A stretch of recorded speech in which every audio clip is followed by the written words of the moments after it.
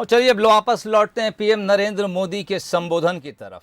जो कुछ खास बातें उन्होंने कही, उसमें एक मुख्य बात यह है कि परिवारवाद को लेकर पीएम मोदी ने जमकर निशाना साधा।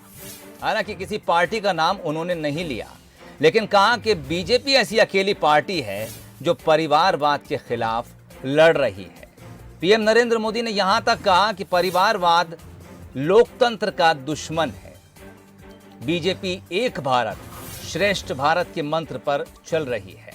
परिवारवाद ने देश को बहुत नुकसान पहुंचाया। यकीनन ये इशारा देश की एक बड़ी पार्टी की तरफ है जो अक्सर बीजेपी के निशाने पर रहती है। और पीएम नरेंद्र मोदी ने आज के संबोधन में भी परिवारवाद के खिलाफ बोलते हुए सीधे तौर पर उस पार्टी को निशाना बनाया है।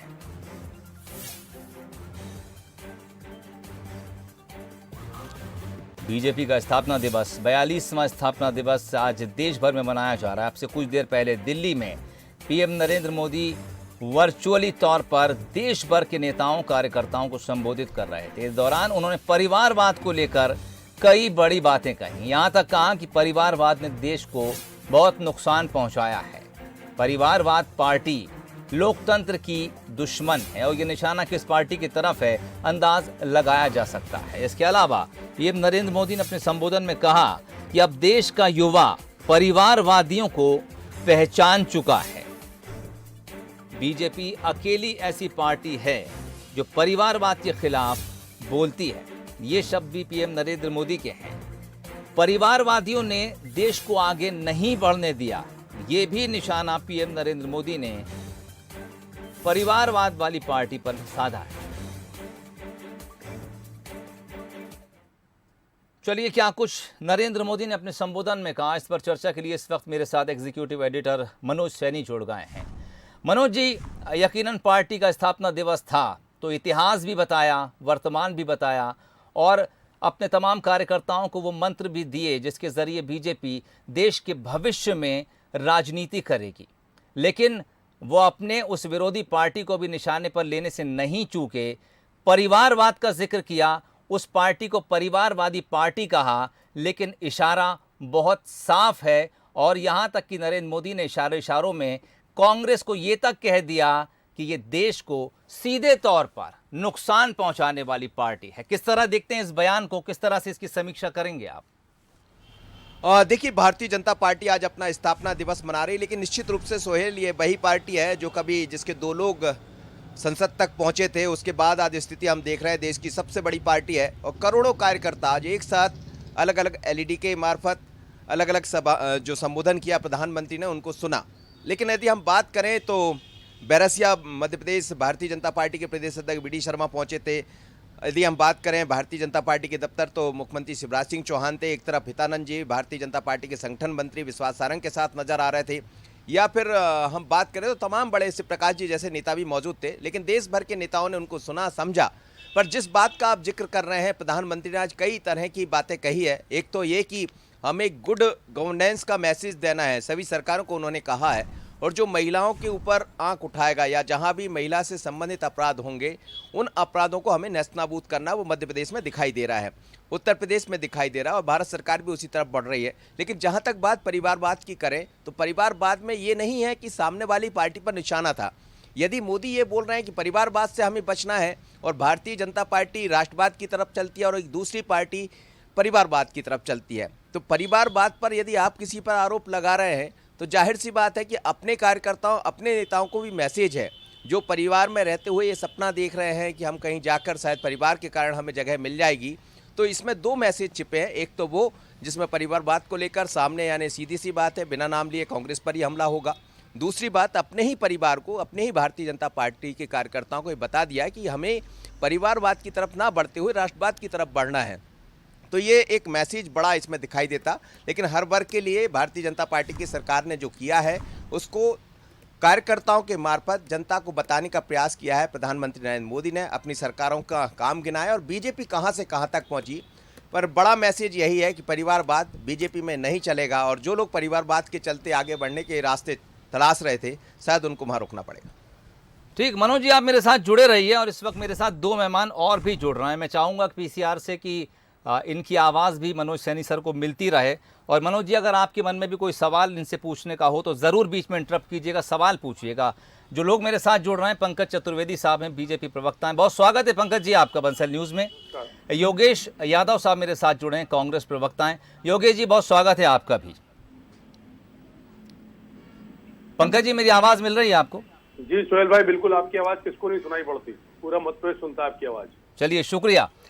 नरेंद्र मोदी संबोधन, परिवारवाद की राजनीति, और ये तक कहा कि परिवारवाद एक ऐसी बीमारी है जो देश को बर्बाद कर सकती है। लेकिन इसकी जब समीक्षा मनोज सैनी जी के साथ कर रहे थे, उन्होंने कहा कि ये सिर्फ विपक्षी पार्टी पर निशाना नहीं है। अगर आप किसी बात को लेकर, किसी पॉइंट को लेकर विपक्ष पर सवाल उठाते हैं तो उस उंगली उठाने से पहले आपको अपने भीतर भी सुधार करना जरूरी होता है। तो नरेंद्र मोदी का ये इशारा पार्टी के भीतर भी है कि यहाँ परिवारवाद नहीं चलेगा। पंकज जी, किस तरह इस बयान को देखते हैं आप? देखिए सोहेल जी, नरेंद्र मोदी जी ने बहुत स्पष्ट तौर पर कहा कि भारतीय जनता पार्टी का सिद्धांत राष्ट्रवाद और राष्ट्रभक्ति जी, और देश में कुछ राजनीतिक व्यवस्थाएं अलग अलग राज्यों में ऐसी हैं जिनका सिद्धांत है परिवारवाद और परिवार भक्ति। ठीक।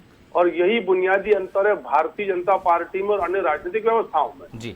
और उसकी नरेंद्र मोदी जी के वक्तव्य की परिधि में यदि कांग्रेस आती है तो सबके पास प्रमाण है कि नेहरू जी 17-18 साल तक देश के शासक रहे, कांग्रेस के अध्यक्ष रहे।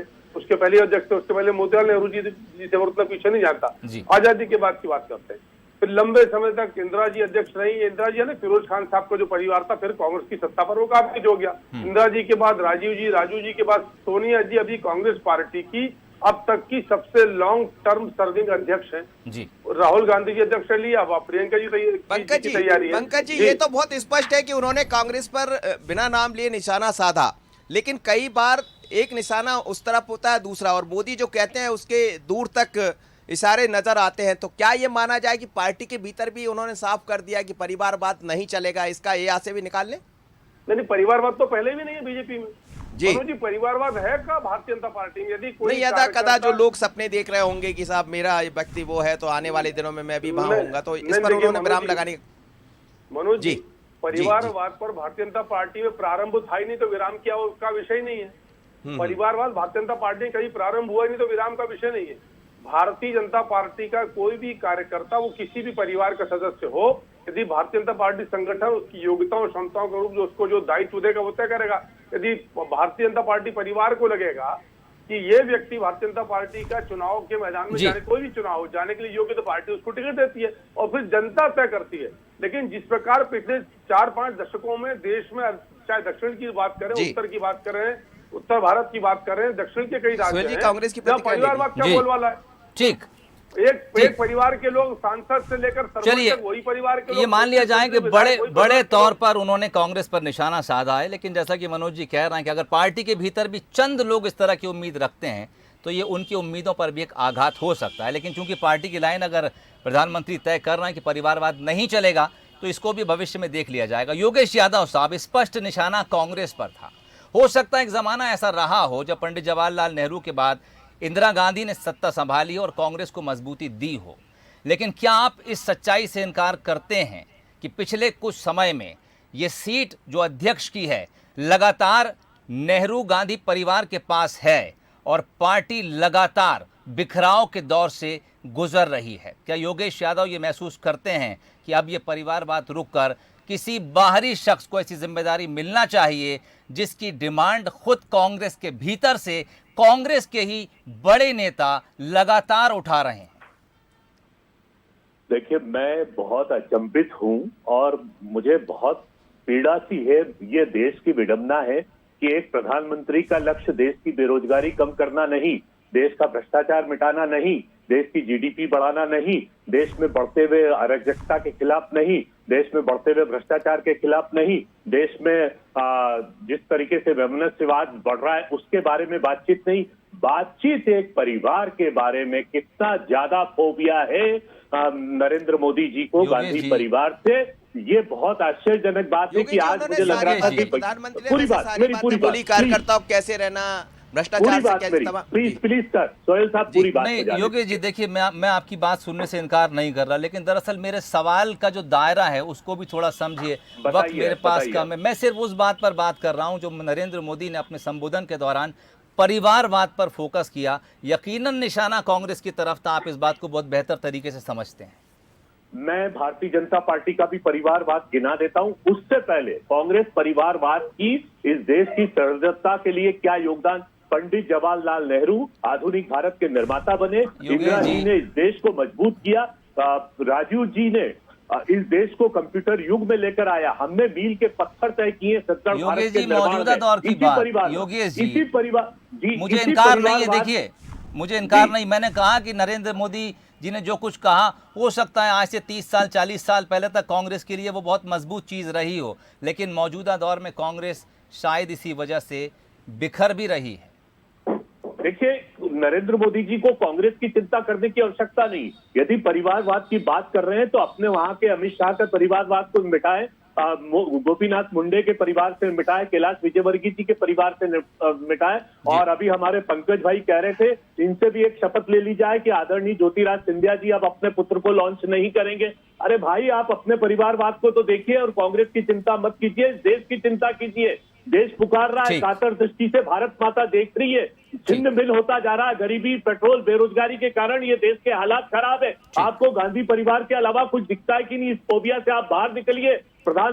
प्रधानमंत्री जी की दृष्टि और नियोजन की तरफ आप आगे बढ़िए। आप संकीर्ण मानसिकता को दूर करके आप अपने परिवारवाद को निपटाइए ना। आप संकल्पित होइए कि आज के बाद भारतीय जनता पार्टी में कोई भी परिवार का नहीं, योगेश जी, कोई भी परिवारवाद का भारतीय जनता पार्टी में इस तरीके से आगे चूंकि मेरे पास नहीं समय बढ़ेगा। कम है पंकज जी, इसलिए अब मैं आना आपकी बात ले पाऊंगा। योगेश जी, आपसे भी मैं माफी चाहूंगा, समय कम है, 11 बजने वाले, बुलेटिन समय खत्म करने का समय हो गया। आप दोनों मेहमानों का बहुत शुक्रिया।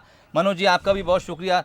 अब से कुछ देर पहले पीएम नरेंद्र मोदी देश को संबोधित कर रहे थे, माफ कीजिए, पार्टी कार्यकर्ताओं को संबोधित कर रहे थे। परिवारवाद को लेकर स्पष्ट तौर पर उन्होंने कई बातें कही, उसमें से कई निशाना कांग्रेस की तरफ था। अब कांग्रेस का यह कहना है कि बीजेपी को अपने भीतर परिवारवाद पर देखना चाहिए, लेकिन कांग्रेस के भीतर जो परिवारवाद और परिवारवाद को लेकर आरोप लग रहे हैं, कांग्रेस उससे किस तरह निपटेगी? फिलहाल इसका जवाब शायद कांग्रेस में किसी के पास नहीं है।